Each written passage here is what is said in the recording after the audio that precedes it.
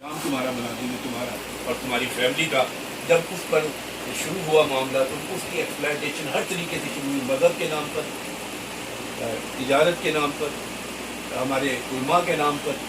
हमारे इदारों के नाम पर,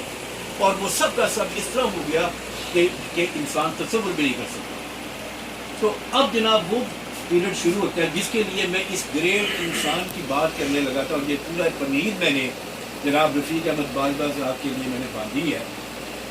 ये उस वक्त कौमी इत्तेहाद के और निज़ाम मुस्तफ़ा के सबसे बड़ी आशिक़ान रसूल बहुत बड़े इंसान थे, अल्लाह ने अक़ल दी थी, वकील थे, दलील थी, इंसानियत थी, सच्चाई थी, अंदर से भी बाहर से भी। तो वो मुझे कुछ चल रही थी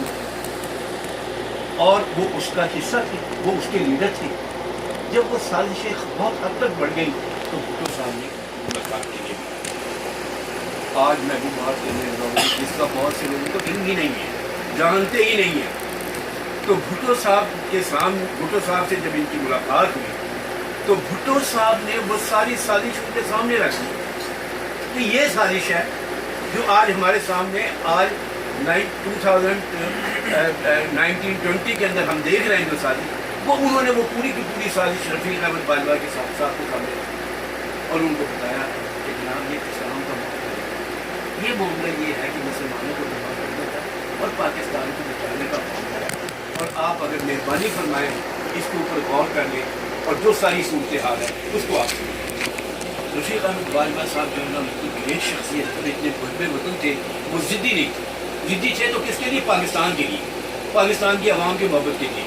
उन्होंने कायदे आज़म भी बड़े ज़िद्दी थे पाकिस्तान बनाने के लिए, लेकिन जो बड़ा आदमी होता है जो अपने कौमी मफादात के लिए वो ज़िद्दी होता है और उस पर वो कोई समझौता नहीं करता, लेकिन बाकी मामलात के ऊपर जो उनकी मफाद के लिए होते हैं वो उनको देखता है, समझता है और फिर उन पर अकल के मुताबिक अमल करता है। तो रफ़ीक अहमद बाजवा साहब तहरीक को उसी वक्त से लगा, जिस वक्त उनके सामने ये सारी पोजीशन आई तो वो उनको समझ में आई, तो वो रफ़ीक अहमद बाजवा जो है वो इस तहरीक से उसी को विड्रॉ कर लिया। भुट्टो साहब कामयाब हुए, ये ग्रेट आदमी कामयाब हुआ, लेकिन भुट्टो साहब मौदूदी साहब के पास भी तशरीफ़ किए। उन्होंने कहा, उन्होंने इस साजिश से उनको भी आगाह किया कि ये साजिश है पाकिस्तान की, पाकिस्तान के ख़िलाफ़, मुसलमानों के ख़िलाफ़। तो मौदूदी साहब ने जो है वो उसको उस तरीके से उनकी पजीराई नहीं की जो रफ़ीक अहमद बाजवा की। तो उन्होंने कहा जी अब बहुत देर हो चुकी है, जानते थे वो भी मतलब पढ़े लिखे आदमी थे, आलिम थे, उन्होंने बताया, उनको भी पता लगा कि उनको भी पता लगा कि क्या हो रहा है, लिहाजा उन्होंने भुट्टो साहब के लिए कोई अच्छी अल्फाज की शायद अदा कर दिए हो, लेकिन उन्होंने इस मामले में कि इट इज़ टू लेट। आपकी कथा कलाम होते हैं, उन्होंने कहा कि मैं खुद किसका इस्लाम लाऊं, मौदूदी का इस्लाम नाफिज करूं, मौलाना फजल रहमान का करूं या किसका करूं, मुझे एक मुतफिका बना दे, मैं नफाज नाफिज करूं। और उसके बाद उन्होंने गवर्नर हाउस में आके प्रेस कॉन्फ्रेंस की कि मैं इस्लाम मुझे मुतफिका बना दे तो मैं नाफिज कर देता हूँ। उन्होंने कहा नहीं जी जब हम आएंगे तो इस्लाम लाएंगे। अच्छा जी, अब अर्जी है जी, thank you very much Shaukat sahab, आपने बड़ी मेहरबानी फरमाई है कि मुझे मेरी बात को आगे बढ़ाया। तो वो जो साजिश थी पूरी, आप यकीन कीजिए ये ग्रेट शख्सियत ने उस साजिश को समझा। और मैं आज जब भुट्टो साहब का नाम इकराम से लेता हूँ, मैं कायदे आज़म का नाम इकराम से लेता हूँ, मैं भुट्टो साहब का नाम इकराम से लेता हूँ, पाकिस्तान बनाने वालों का नाम इकराम से लेता हूँ, और मैं रफ़ीक अहमद बाजवा का नाम बिल्कुल इसी तरीके से लेता हूँ जिस तरीके से मैं जुल्फ़िकार अली भुट्टो का लेता हूँ,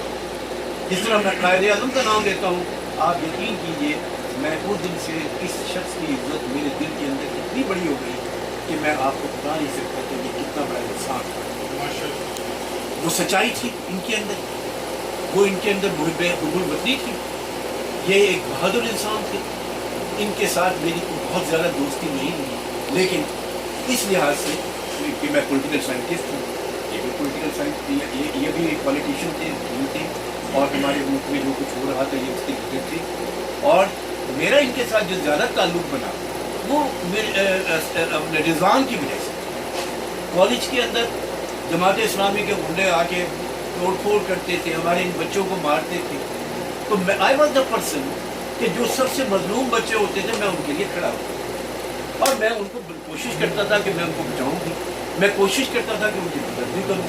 اور میں یہ کوشش کرتا تھا کہ یہ میرے پاکستان کے ہمارے بچے ہیں، یہ ان کے اوپر ناجائز ہو رہا ہے۔ اور ہم نے پھر جو اپنی زندگی کا جو وتیرہ بنایا ان بچوں کو لے کے آج تک میرا جو وتیرہ ہے انسان مجھے بچوں کو، اور اسی طریقے سے وہاں ہے اور بھی جو یاد رشید تھا، ان سب کے ساتھ میرا یہ، اور جو بھی مظلوم ہوتا تھا، جو بھی کمزور ہوتا تھا، میں اس کے ساتھ کھڑا تھا۔ اس کی بنا پر وہ سارا کا سارا جو تھا نا جی، وہ کالج کے اندر وہ سارا میں ایک ٹارگٹ بن گیا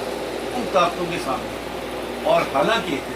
اللہ کے فضل و کرم سے نہ صرف میں اس وقت اچھا مسلمان تھا، آج بھی بہت اچھا مسلمان ہوں اللہ کے فضل۔ آج بھی میں ان سے لوگوں سے بہتر مسلمان ہوں کہ جو میں نے اس زمانے کے اندر، لیکن انہوں نے اس ساری چیز کو